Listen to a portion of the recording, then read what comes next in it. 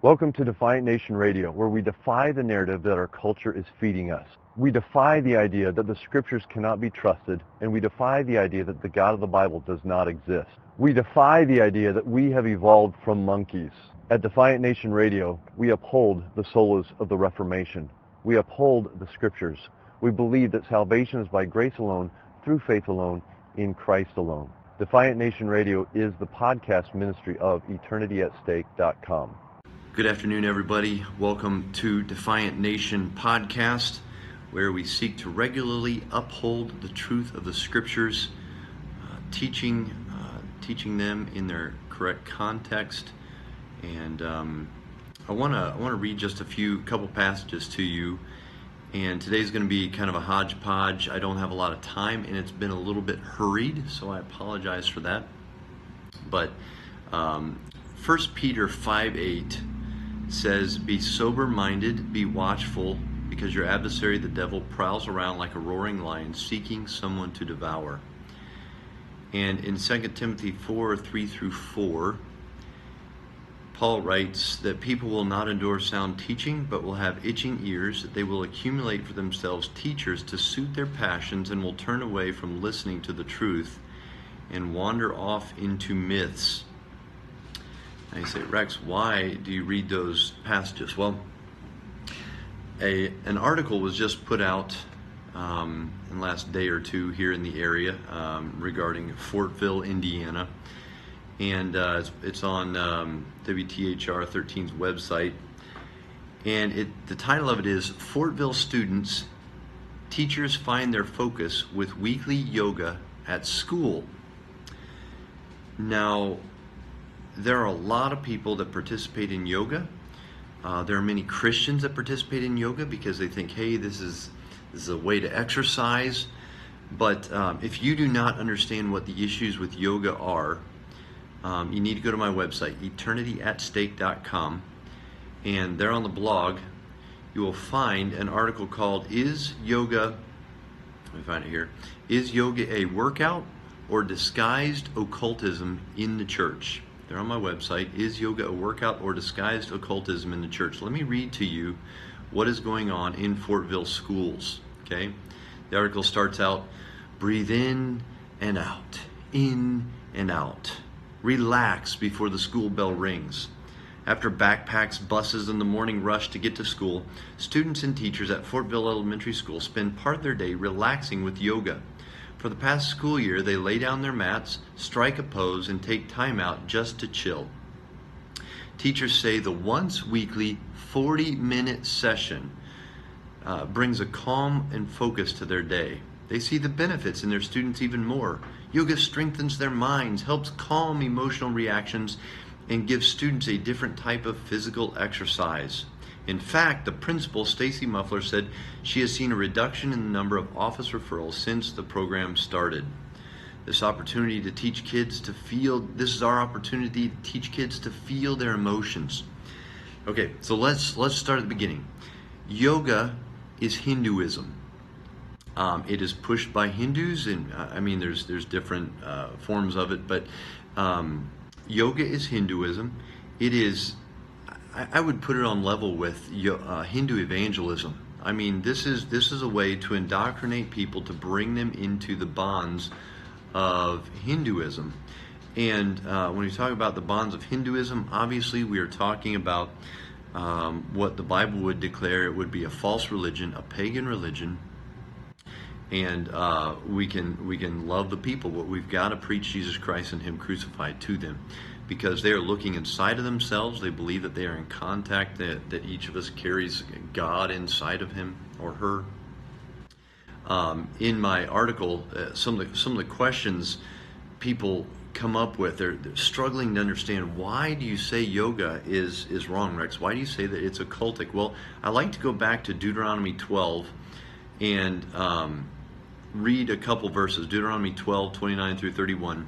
This is when Israel's going into the promised land, and God gave them warnings about all different kinds of things, but several of the warnings were dealing with the practices that the pagans were practicing in the land of Canaan. Let me read this to you. It says, when you come into the land that the Lord your God is giving you, you shall not learn to follow the abominable practices of these nations.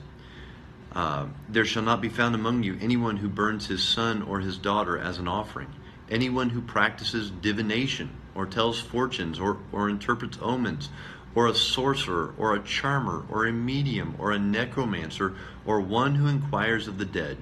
For whoever does these things is an abomination to the Lord, and because of these abominations, the Lord your God is driving them out before you. I'm sorry, that was Deuteronomy 18. Let me read now from Deuteronomy 12. Deuteronomy 12, 29 through 31. That was Deuteronomy 18, 9 through 13, if you're going to look it up. Deuteronomy 12, 29 through 31 says this.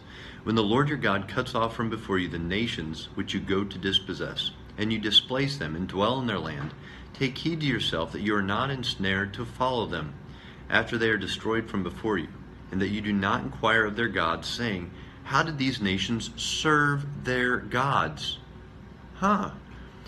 Hinduism, every pose is worshiping a different Hindu god, or a different emanation of a Hindu god. You know, the dog pose and the warrior pose and all that stuff. They're all worshiping a different god or goddess. And so he says, I don't want you to follow the ways, inquire in how did they serve their gods. He says, I also will do likewise. You shall not worship the Lord your God in that way. For every abomination to the Lord which he hates, they have done to their gods. For they burn even their sons and daughters in the fire to their gods. We could go on. You'll have to go read the article. But yoga, so you have different kinds of yoga. You know, we have Christian yoga, right? Put the quotes around it. You can't take a pagan practice and bring it into Christianity. Roman Catholics have been attempting to do this. They have a long history of openly bringing in Hindu and Buddhist practices, some of those being yoga, meditation, transcendental meditation, all that stuff. You talk about labyrinths, right? Go to the Chartres Cathedral. I don't think that there's, in the Indianapolis area, we have a number of Catholic retreat areas, and I don't think that there's one, I have to go back and look at the map again, but I don't think that there's one that doesn't have a labyrinth outside or inside the building. Labyrinth is the one where there's only one way in and one way out, and the idea is that you don't have to think about what you're doing, so that your mind can get lost inside yourself, inside thinking about your god or your goddess or whatever. Same thing with yoga, with meditation. When the Bible talks about meditation, biblical meditation is thinking deeply about the scriptures, thinking about God's promises, thinking about who he is, his attributes. The Bible clearly explains. A number of Christian forms of yoga attempt to take one or two verses or a phrase out of a verse, and you just repeat it over and over and over again. What this does, just as Hindu yoga does, and it's all the same, but it brings you into an altered state of consciousness to where you are unable to control what is going on, and you're opening your mind, you're opening yourself up to a spiritual realm. Richard Foster talks about this. Richard Foster, one of the godfathers of the mystical movement in the Protestant Christian church, very big emergent church. Many in the emergent church follow Richard Foster. You know, he says that when you go out into the astral plane in these meditative states, in these in this area, he says you have to be careful because you might meet spirits that are not good spirits, and they don't have your best intents at heart. I'm going, really, Richard? And Christians have bought into this? How exactly are we that bad off with our knowledge of Scripture and our understanding of God to buy into these practices? So as back to the different forms of yoga, you have Hatha yoga, Raja yoga, Kundalini yoga, Pranayama yoga. You need to understand that the Kundalini, and this is in all forms of yoga, okay, all of them interact with this. Let me read from one of their own sources. So the Kundalini is thought of as a female serpent lying dormant at the base of the spine, When aroused via yoga, she travels up the spine, opening the chakras or the psychic centers, and leads to union with Brahman, the Hindu god Brahman. Traditionally, she is known as Durga, the creatrix, Chandi, the fierce and bloodthirsty, and Kali, the destroyer. She is also Bhujangi, the serpent. As Chandi and Kali, she has a garland of skulls around her neck and drinks human blood. There you go. Kundalini. You want to awake the serpent force at the base of your spine, the Kundalini? Anytime you find a religion that places a snake in a good position in that religion, you know you have a problem, okay? According to Hinduism, this is what a yogi is, okay? A yogi is one who practices yoga, one who has attained the goal of yogic practices. Well, what is the goal of yogic practices? They say, well, yoga is a yogi is a Sanskrit word meaning one who is constantly united with the Supreme Self, one who has mastered the technique and practice of yoga and can impart yogic discipline. These things are designed to achieve spiritual insight and tranquility. Maharishi Mahesh Yogi, who is a founder of the School of Transcendental Meditation, he says this. He says, "It is through yoga alone that knowledge steps into practical life, and the technique of transcendental meditation, which helps the mind transcend sankalpa, or desire, is a technique of becoming a yogi, or a sannyasi, which is a recluse, another valid path." We have got, as Christians, we've got to understand what's going on in the world around us. Our goal should be to be diving into the Scriptures, to understand the Scriptures. And all throughout the Old Testament, we watch the Israelites. They turn to God, and then they fall away. They begin to worship and follow other gods. They turn to God, they worship and follow other gods. You look at the time of the Judges. You look at, David arises on the scene, and Solomon, but then the kingdom falls away. The northern kingdom never recovers. There's only a few good kings in the south, and they're punished for that. But we have Christian organizations that are focused on bringing these things into common practice for the Christian. I'm not going to go into it right now. I want to do one on YWAM, which is Youth with a Mission. At some point, I'll do that. They're locked arm in arm with the Roman Catholics. They do tons of mystical practices. You name it, they do it. And I've got a number of youth in our area are going off on mission trips with them. And it's discouraging to see that Christian parents, you add the word mission onto anything, and boy, our parents are jumping at it, right? But these organizations are just not biblical. It's hard to find good, solid, biblically literate organizations that look at the Scriptures as the inspired, inerrant, infallible Word of God. And so something to keep in mind. So check the article out on my website. I love the passage in Hebrews 4. This is in the article.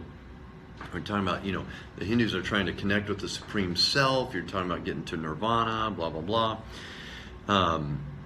Hebrews 4:14 through 16 says, "Since we then have a great high priest who has passed through the heavens, Jesus, the Son of God, let us hold fast our confession. For we do not have a high priest who is unable to sympathize with our weaknesses, but one who in every respect has been tempted as we are, yet without sin. Let us with confidence draw near to the throne of grace, that we may receive mercy and find grace to help in time of need." Man, that should be our rallying cry every day. I want a couple things working on, as I've talked about previously, dealing with socialism, social justice, Marxism, all that stuff, attempting to come into the church. And what is the Christian worldview for that? There's a series that has been done. Let me get the full name for that. I probably mentioned this before, but it's a series by several pastors that I love. I love listening to them. They've done a great job with this, dealing with social justice. It's put out by Sovereign Nations. You go to sovereignnations.com, and these guys, so you have people like James White,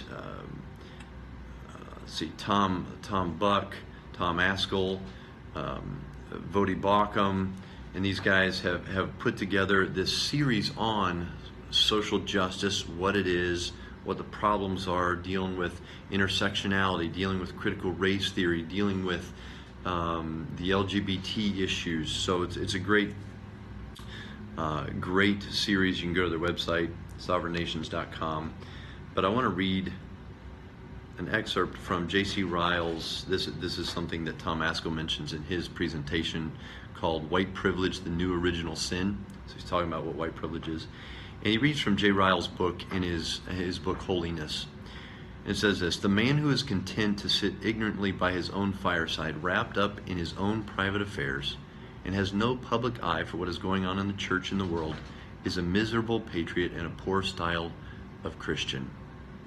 And you can find, you go back, you read Martin Luther, he talks about we have to know what's going on in the world around us.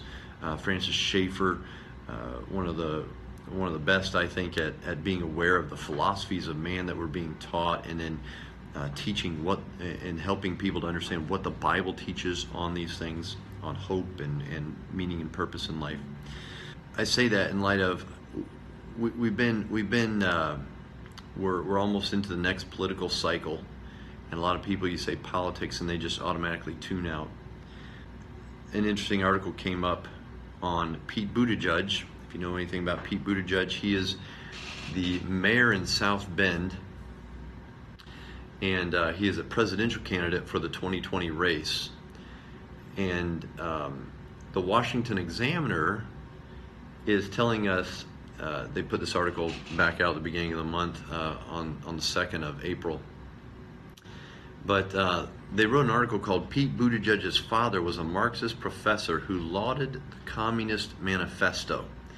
And I just want to read a little bit from this because he's one of the names. Obviously, we have Bernie Sanders. Bernie Sanders, who is a Marxist socialist Marxist, I should say, in the least. And I would say he's full-on communist, has helped install communist dictators, has praised communist Russia. He was in a town hall the other day. I saw a video clip where this lady asked him about, hey, since socialism hasn't worked anywhere else in the world, you look at Russia and Venezuela, and it's failed miserably, and the things that they put in place to control their people were horrible. And Bernie Sanders is like, oh well, you don't think I believe in that kind of socialism, do you? And the video clip goes back and shows him bragging about, talking about Russia and oh, how amazing it is, and the programs they have for their children. And this is back in the 80s, I believe. And when he was mayor, I can't remember where he was mayor, out east somewhere. But when he was mayor, they had a sister city in Russia, which I realize it's common for mayors and things of towns to have a sister city in another country around the world and you share culture. But it was just, for Bernie, it was just another connection to his communist mother. But so we should know about these. So this is a second open, at least his father was an open Marxist. Now he, to date, and it's the April 26th, he has not given much of his public policy. But I think some of that's interesting, and he's, oh yeah, socialism, yeah, the word has been so used so much, it's bereft of any meaning anymore. So anyways, here's some information on his father. This is from the Washington Examiner. So the father of Democratic presidential hopeful Pete Buttigieg was a Marxist professor who spoke fondly of the Communist Manifesto and dedicated a significant portion of his academic career to the work of Italian Communist Party founder Antonio Gramsci, who was an associate of Vladimir Lenin. Interesting, huh? Joseph Buttigieg, who died in January at the age of 71, immigrated to the U.S. in the 1970s from Malta, and in 1980 joined the University of Notre Dame. He supported an updated version of Marxism that jettisoned some of Marx and Engels' more doctrinaire theories, though he was undoubtedly a Marxist. He was an advisor to Rethinking Marxism, an academic journal that published articles that seek to discuss elaborate and or extend Marxian theory, and a member of the editorial collective of Boundary 2, which is a journal of postmodern theory, literature, and culture. He spoke at many Rethinking Marxism conferences and other gatherings of prominent Marxists. He loved listening to the Communist Manifesto being read. He notes Buttigieg, his father, he wrote, "Equity, environmental consciousness, and racial justice are surely some of the ingredients of a healthy Marxism. Indeed, Marxism's greatest appeal, undiminished by the collapse of communist edifices, is the imbalances produced by the other socio-political governing structures." Goes on, part of his goal was to bring down capitalism, the same tripe there. Gramsci, let me read a little bit here. They got some good information about Gramsci. It says they're part of a wider international community of Marxist theorists. So this is talking about Buttigieg and academicians with a particular devotion to the writings of the late Italian Marxist theory, Antonio Gramsci, who died over 80 years ago. Gramsci was all about applying Marxist theory to culture and cultural institutions, what is often referred to as a long march through the institutions, such as film, media, and especially education. This is what they were trying to do: march through these things and turn them to destroy them. So if you've heard any of the past things we've done, I've talked a little bit about education. We have got to realize that the education system in America has been designed to teach socialism since the 1920s, since the Frankfurt School came over and we incorporated into we began to teach teachers socialism, and over time, over the last 100 years, it has just trickled down to the level of our kindergartners now. So we should not be surprised that millennials and that people are saying, hey, yeah, socialism's great. Well, it's because they've been fed lies about what socialism is, what socialism does, for the last 100 years. So let me read you a little bit more about Gramsci. So you have a little bit more background on Gramsci. Gramsci thought cultural change was critical to dismantling capitalism. Nevertheless, although critical of certain aspects of Bolshevism, Gramsci endorsed Vladimir Lenin's maximalist politics and identified within the Leninist faction of the Italian communists. He went to Moscow in 1922 as the official representative of the Italian Communist Party and returned home to lead the resistance against Italy's Prime Minister Benito Mussolini on the orders of Lenin, while his new wife and children stayed in the USSR. So here you have Gramsci carrying with him the Marxist thought, Leninist thought, and he's going against another socialist, Mussolini, who was a fascist. Same foundation, okay? There's fine points that divide them, but we've talked about, everybody's all the conservative people are fascists now. It's just rhetoric, okay? So when he returned to go against Mussolini, it says those efforts landed Gramsci in an Italian prison where he lived much of his brief life, which ended in 1937 at the age of 46. Yet his time behind bars was also some of his most prolific, leading to a collection of essays called The Prison Notebooks. Buttigieg, so Pete Buttigieg's father, completed the authoritative English translation of Gramsci's Prison Notebooks, and his articles on Gramsci have been translated into 5 languages. So there you have it, a little background on one of the Democratic presidential candidates for the 2020 run. So hopefully you enjoy that. Hopefully you enjoy this information. If you want to hear something else, write to me on the website. You want to know about something specifically, go through the contact form there and I'll get it and we'll see if we can put something together. I always try and do stuff on things that I'm studying, articles that I've read recently, and I've just been in this milieu of writing this series on socialism, the Christian worldview answer to socialism and social justice. So that's why I've been doing a lot of these. But anyways, My time is up. You guys stay tuned for more information on, hey, what's going on in the world around us, what's going on in the church around us. Maybe next time I'll talk a little bit more about the SBC and just the general slide that we were watching in the Southern Baptist Convention toward liberalism in a number of areas, but more specifically incorporating and purposely incorporating social justice in order to grow their church as part of the church growth movement. So, anyways, have a great day. Go and serve your King. Goodbye. If you're interested in learning more, preparing yourself better to witness, go to the website eternityatstake.com. We have several series on there. One of them is Maps from the Ancients. It covers manuscripts, archaeology, prophecy, science, and the resurrection. How do we know the Bible can be trusted?